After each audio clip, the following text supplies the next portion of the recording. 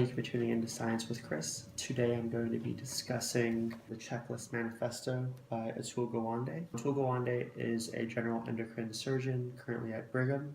He's also a professor at Harvard School of Public Health and is also one of the directors at the World Health Organization for reducing surgical deaths. The title of the book is Checklist Manifesto, and a manifesto is a public declaration and a checklist is a checklist.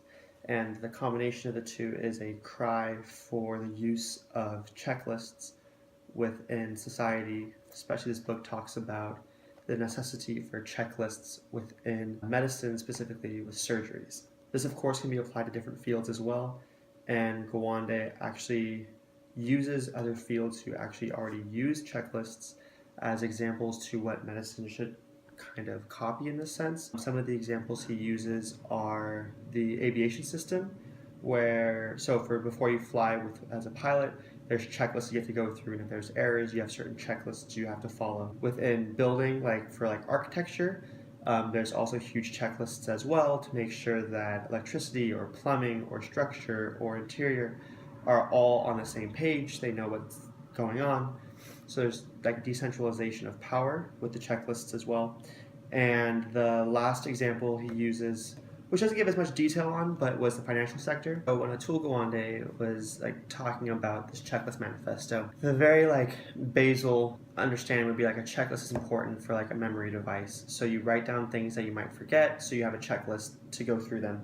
And that is a very valid point, but that's only one of the purposes of the checklist. The other huge aspect, which I don't want to say is more important, but I think is also a huge factor, the decentralization of power. And I think that's one of the most important aspects of the checklist. So the book begins talking about surgical checklists. The surgeon actually is not the one who goes through the checklist.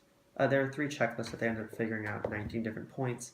One of them is before anesthesia, one of them is after anesthesia but before operating, and then one of them is after the operation already finished.